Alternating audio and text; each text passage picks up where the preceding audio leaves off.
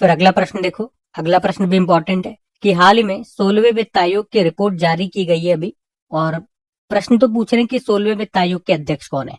तो आप सभी जानते हैं उसका उत्तर हो जाएगा डॉक्टर अरविंद पनगरिया। लेकिन अब इस प्रश्न के बारे में जो मैं आपको बताऊंगा वो सारी इंपॉर्टेंट बातें होंगी, यहाँ से लिख लेना, डेफिनेटली आपके एग्जाम में कहीं ना कहीं से कुछ प्रश्न आने वाला है। तो सबसे पहले आप याद रखेंगे कि भारत का वित्त आयोग यानी कि फाइनेंस कमीशन ये संविधान के अनुच्छेद 280 के तहत गठित एक संवैधानिक निकाय है। कौन सा अनुच्छेद है? अनुच्छेद 280। और ये काम क्या करता है? ये केंद्र और राज्य सरकार के बीच में कर राजस्व यानी कि टैक्स रेवेन्यू के बंटवारे की सिफारिश करता है। और वित्त आयोग का जो गठन है, याद रखना, राष्ट्रपति जी के द्वारा हर 5 साल में किया जाता है। तो इसका गठन किसके द्वारा किया जाता है? राष्ट्रपति जी के द्वारा हर 5 साल में। तो वित्त आयोग क्या बताता है? ये बताता है कि केंद्र के द्वारा लिए गए टैक्स का कितना प्रतिशत स्टेट गवर्नमेंट को दिया जाएगा, मतलब टैक्स का बंटवारा हो गया, मैंने आपको पहले ही बता दिया। ये जो स्टैटिक पॉइंट्स भी मैं आपको बता रहा हूँ, ये भी बिल्कुल ध्यान से सुनना, यहाँ से भी प्रश्न बनते हैं आपके एग्जाम में। और मैं आपको वही बातें बताऊंगा जहां से एग्जाम में प्रश्न बनते हैं। फालतू चीजें पढ़ने को आपको बहुत सी जगह मिल जाएगा, लेकिन मैं आपको केवल उतना ही पढ़ाऊंगा जो कि एग्जाम के पॉइंट ऑफ व्यू से इंपॉर्टेंट है। तो ध्यान से सुनते जाना। आगे मैं आपको बताऊंगा भी सही कि कहाँ से क्या क्या प्रश्न बन चुके हैं आपके एग्जाम में, और आपसे पूछूंगा भी सही, फिर पता लगेगा आपने वीडियो कितना ध्यान से पढ़ा है। अभी हम बात कर रहे हैं 16वें वित्त आयोग की, जो कब बनाया गया था? 31 दिसंबर 2023 को। और 16वें वित्त आयोग के अध्यक्ष कौन बनाए गए थे? अरविंद पनगड़िया, जो कि नीति आयोग के पूर्व वाइस चेयरमैन भी रह चुके हैं। और इसने अपने रिपोर्ट सौंप दी अभी नवंबर 2025 में ही। और रिपोर्ट किसे सौंपते हैं? भारत के प्रेसिडेंट को। तो ये जो रिपोर्ट है ये 2026-27 से लेके 2030-31 तक केंद्र और राज्यों के बीच करों की यानी कि टैक्स के बंटवारे की सिफारिश करती है। अब इस रिपोर्ट में क्या कुछ इंपॉर्टेंट बातें हैं वो मैं आपको बता देता हूँ। अच्छा, एक पॉइंट यहाँ पे नोट करना, जो वित्त आयोग होता है ना, इसमें टोटल कितने सदस्य होते हैं? 5 सदस्य होते हैं टोटल, अध्यक्ष सहित टोटल 5 सदस्य होते हैं। अब ये जो रिपोर्ट सौंपी गई है, यहाँ से क्या क्या बातें हमें याद रखनी है? तो पहली बात तो यही आ जाएगी भाई, इसका काम क्या है? टैक्स का बंटवारा। तो किस तरह से केंद्र सरकार अपने कुल राजस्व का कितना प्रतिशत राज्यों को देगी, जिसे बोलते हैं वर्टिकल डिवोल्यूशन। तो इसका उत्तर हो जाएगा 41%। और इसमें कोई चेंजेस नहीं है, पिछली वाली 15वीं रिपोर्ट में भी यही था कि केंद्र के पास जितना कुल राजस्व आ रहा है उसका 41% वो राज्यों के लिए निकालेगी, बाकी 59% खुद रखेगी। और इसमें एक पॉइंट आप ध्यान में रखना, ये जो 41% है ये किसका? डिविजिबल पूल का होगा। अब ये डिविजिबल पूल का क्या मतलब हो गया? इसका मतलब हो गया कि ये ग्रॉस टैक्स रेवेन्यू की बात हो रही है, सकल कर राजस्व का 41%। इसमें टैक्स कलेक्शन कॉस्ट, सेस या सरचार्जेस शामिल नहीं होंगे। तो जो ग्रॉस टैक्स रेवेन्यू है, सकल कर राजस्व है, उसका 41% निकाला गया है राज्यों के लिए। ठीक है, तो एक तो ये डेटा आपको याद रखना है 41% वाला। अब ये जो 41% है ये बटेगा सभी राज्यों में। इतना आपको समझ में आ रहा है? अब किस राज्य को कितना मिलेगा, यहीं पे इस बार बदलाव हुआ है और यहीं से एग्जाम में प्रश्न बनेंगे आपके। तो किस राज्य को कितना मिलेगा ये डिपेंड करेगा 6 पैरामीटर पे, 6 फैक्टर्स पे। वो फैक्टर्स मैं आपको आगे बताऊंगा, वहीं से प्रश्न बनेंगे एग्जाम में। एक प्रश्न तो ये इस डेटा पे बन जाएगा, कितना? 41%, ये आपको याद रखना है। अब जो आगे डेटा में जो पैरामीटर्स हैं, 6 फैक्टर्स हैं, वहां से प्रश्न बनेंगे, वो मैं आपको समझाता हूँ।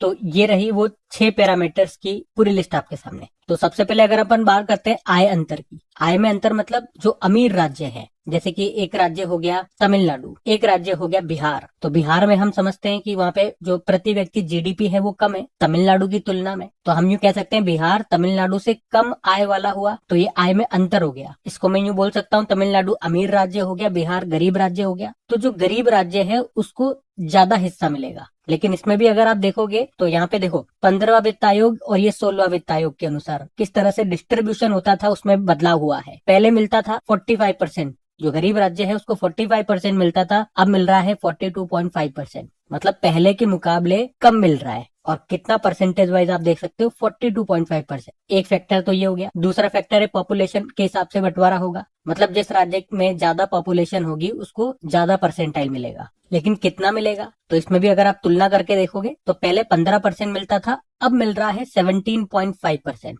मतलब इसमें फायदा हुआ है, जो ज्यादा पॉपुलेशन वाले राज्य हैं उनको फायदा हुआ है, इसमें बढ़ोतरी हुई है। और यही प्रश्न इंपॉर्टेंट बन सकता है एग्जाम के लिए। जितने भी फैक्टर हम पढ़ेंगे ना, उनमें सब में केवल ये एकमात्र ही ऐसा फैक्टर है जहाँ पे बढ़ोतरी हुई है, वरना सब जगह या तो डिक्रीमेंट हुआ है या सेम है। इसके अलावा जो तीसरा फैक्टर है वो है डेमोग्राफी डेमोग्राफिक परफॉर्मेंस, यानी कि जनसांख्यिकी प्रदर्शन। इसका मतलब ये हो गया कि कौन सा राज्य पॉपुलेशन को कंट्रोल करने के लिए क्या क्या काम कर रहा है, उस हिसाब से उसको पैसा मिलेगा। कितना? पहले 12.5% मिलता था, अब 10% मिलेगा, मतलब इसमें भी कमी आई है। फिर अगला फैक्टर है क्षेत्रफल, उस राज्य का एरिया। जिस राज्य का जितना बड़ा एरिया होगा उसके हिसाब से उसको पैसा मिलेगा। लेकिन कितना मिलेगा? पहले ये पैसा मिलता था 15%, अब मिलेगा 10%, तो इसमें भी कमी आई है। मतलब जो बड़े राज्य हैं क्षेत्रफल की दृष्टि से, उनको पिछले बार के मुकाबले इस बार कम पैसा मिलेगा। अगला फैक्टर फॉरेस्ट है, वन क्षेत्र किस राज्य में कितना है, तो इसमें कोई कमी नहीं है, पहले भी 10% मिलता था, अभी भी 10% मिलेगा। अगला फैक्टर है कर व राजकोषीय सुधार,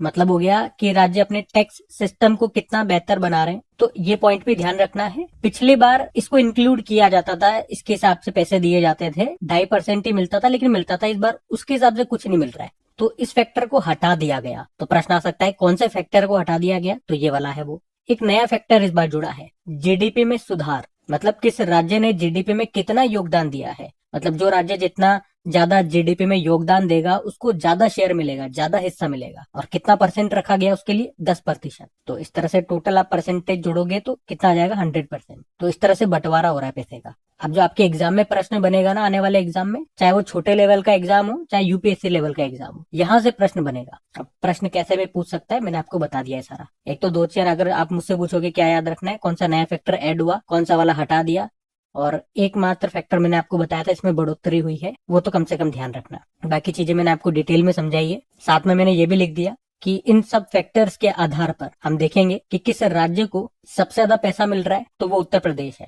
कितना? 17.619%। मतलब 100 रुपए अगर राज्यों में बांटने सभी राज्यों में, तो 100 में से लगभग 17.5 रुपए तो ये उत्तर प्रदेश ले जाएगा। उसके बाद बिहार ले जाएगा, फिर मध्य प्रदेश ले जाएगा, फिर पश्चिम बंगाल, और इस तरह से चीजें चलेंगी आगे। बिल्कुल ध्यान से समझना चीजें, इंपॉर्टेंट प्रश्न है, थोड़ा सा वक्त लग सकता है, लेकिन मेरी पूरी कोशिश है मैं बिल्कुल आसान भाषा में आपको समझा रहा हूँ। इससे बेहतर आपको कोई नहीं समझाएगा इतनी आसान भाषा में। अब प्रश्न इंपॉर्टेंट है तो थोड़ा समय तो मैं भी लूंगा, मैं भी चीजें समझा रहा हूँ आपको, कोई गाने नहीं गा रहा हूँ। फिर भी अगर जल्दी जल्दी करो कि जल्दी बताओ, वीडियो लंबा मत करो, तो एक काम करा करो, वीडियो के लास्ट में जो लास्ट दिन का जो मैं रिविजन कराता हूँ 1 मिनट में, तो वो 1 मिनट वाला पार्ट देख लिया करो आप। 10 क्वेश्चन उसमें भी कवर होते ही है, तो एक दिन 1 मिनट में आपका करंट अफेयर्स पूरा हो जाएगा। जो जल्दी जल्दी करने वाले स्टूडेंट्स हैं उनके लिए सजेशन है, ठीक है। तो सब मैंने आपको समझा दिया। साथ में ये 2-3 पॉइंट और देखो, ये स्टैटिक प्रश्न बनते हैं यहाँ से कि पहले वित्त आयोग के अध्यक्ष कौन थे? केसी नियोगी। कब? 1951 में। और लास्ट जो 15वां वित्त आयोग था 2017 में बना था, उसके अध्यक्ष थे एनके सिंह। अभी वाला 2026 में बन रहा है, मतलब 1 अप्रैल 2026 से ये लागू हो जाएगा इसकी सिफारिशें, और इसके अध्यक्ष हैं अरविंद पनगरिया। तीनों याद रखना। अब आप सभी लोगों को एग्जाम में पूछा गया प्रश्न है। ये अगला प्रश्न दूसरा रहा, वित्त आयोग का कार्यकाल आपसे पूछ लिया। अच्छा, ये दूसरा और तीसरा प्रश्न सेम ही है, वो हिंदी और अंग्रेजी में आ गया इधर। एक प्रश्न ये देखो, ये इंग्लिश में है, इंग्लिश में समझ में आ रहा है ना हिंदी वालों को? क्या पूछ रहा है कि इसमें जो टोटल सदस्य होते हैं, एक चेयरमैन होता है और बाकी कितने सदस्य होते हैं, ये इस तरह से पूछ लिया आपसे। पहले वित्त आयोग के चेयरमैन का नाम पूछ रहा है, फिर अगले में आपसे पूछ रहा है पहला वित्त आयोग का गठन कब हुआ था, ये बताओ। अगला प्रश्न ये बीपीएससी प्रीलिम्स में पूछा गया था 2022 में, ये भी अच्छा प्रश्न है, बताओ, बता दोगे आप लोग? ठीक है, इतने प्रश्न है आपके पास, ठीक है। सबके उत्तर बताने आपको। हम अगला प्रश्न देखते हैं। मैं इन सबके ऑलरेडी आपको उत्तर पहले ही दे चुका हूँ,